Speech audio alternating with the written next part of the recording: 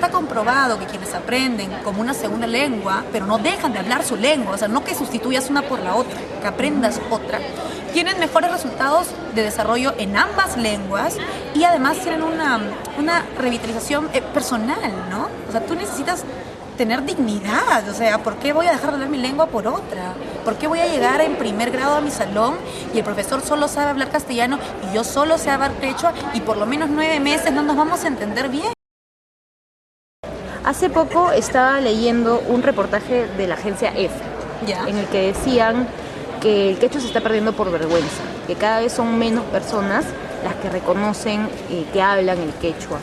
Desde tu visión como lingüista, ¿qué opinas de este tema, ¿no? Sí, justo yo también lo he leído y también me llamó mucho la atención porque el titular además es "El quechua se muere de vergüenza", ¿no? Así es. Y bueno, es terrible porque de hecho en el Perú tenemos entre 4 y 5 millones de hablantes de quechua, pero además digamos que el resto está dividido en Bolivia, Ecuador, Chile.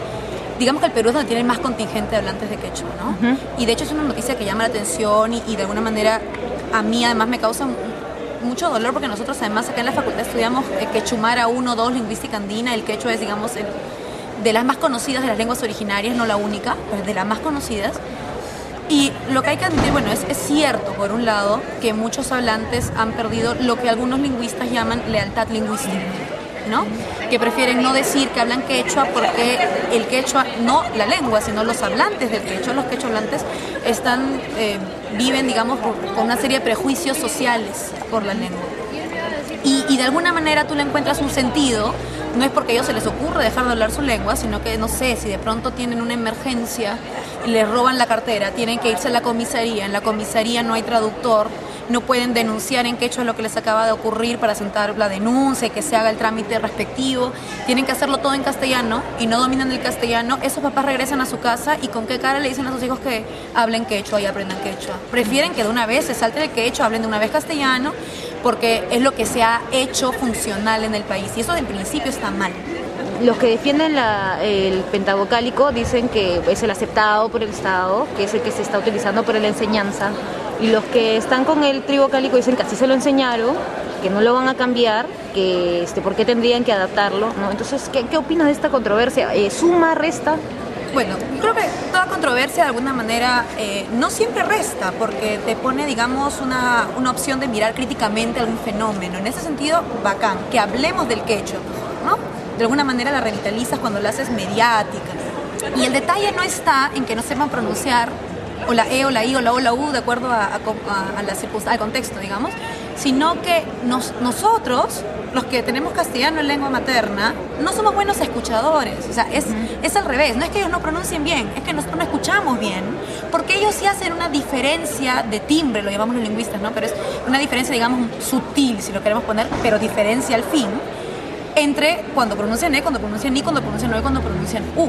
Muchos de estos, digamos, academicistas del quechua, digamos, optan por decir que es pentavocálico porque de alguna manera eso les puede dar cierto prestigio, porque claro, si en este país el castellano es la lengua dominante y la lengua dominante tiene 5 vocales, lo mejor es que nos acerquemos lo más posible a la lengua dominante, entonces somos pentavocálicos, sin reparar en este detalle que te acabo de decir de la pronunciación, de la adaptación a su lengua materna, esta diferencia muy sutil. ¿Qué perdemos si perdemos el quechua?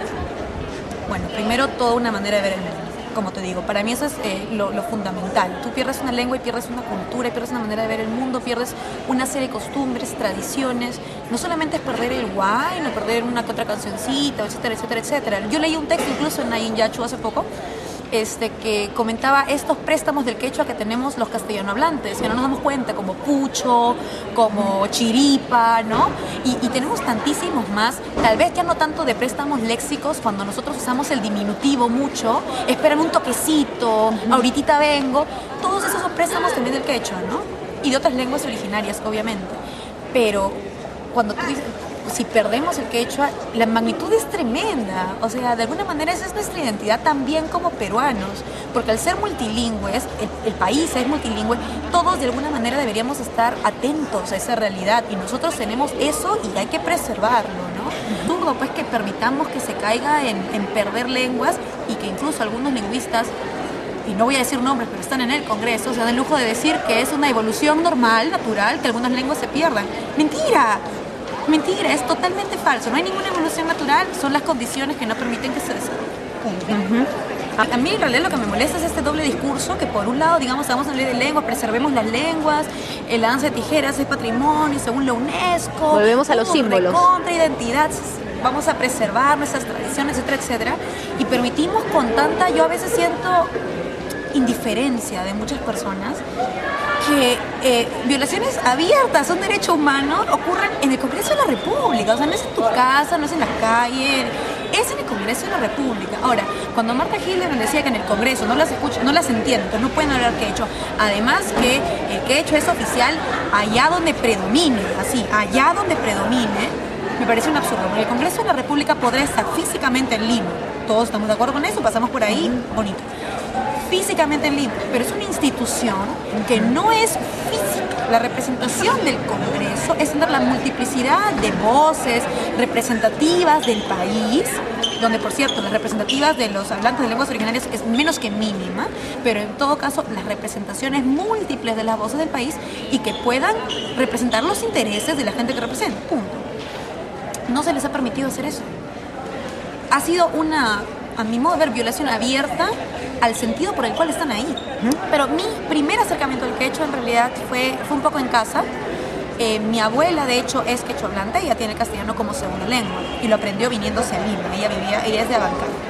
Pero mi abuela nunca le enseñó ni una sola palabra de quechua a ninguno de sus 7 hijos. Entonces ni mi mamá ni ninguno de mis tíos sabe hablar quechua. Mi abuela sí, lo habla además muy bien, ¿no? Porque ella es quechua hablante, ella aprendió a la fuerza acá el castellano. Y a mí me sorprende cómo sus hijos nunca les enseñó quechua. Cuando yo empecé a llevar quechua, yo hablaba con ella, quería practicar con ella y no me dejaba. Y su argumento era, ¿por qué si estás en la universidad quieres aprender quechua? Lo he tenido en casa. Tal vez a lo mejor por eso quise ser lingüista. O sea, yo lo he tenido un poco en casa, ¿no? Y por eso es que me duele mucho más. Pero en los quechua hablantes, en ella al menos, siento que tiene clarísimo que en verdad el quechua no es funcional. Parece terrible. Pero para ella es así, el quechua no le resulta funcional. Me imagino que no le ha resultado muchas veces. Más bien eso es lo que habría que cambiar, que sea funcional, o sea, que se lo permita, ¿no? Como te repito, el tema ya no es con la lengua, porque no hay lengua mejor que otra, ni pura, ni impura. El tema son los hablantes. Entonces, si tú no pretendes ver a los hablantes de quechua o de cualquier lengua originaria como tus pares, no te va a dar el interés de permitir que puedan desarrollar su lengua. Eso es lo que están haciendo, porque son iguales y merecen poder hablar en su lengua siempre que quieran, en el contexto que quieran. Así debería ser, como nosotros cuando hablamos castellano.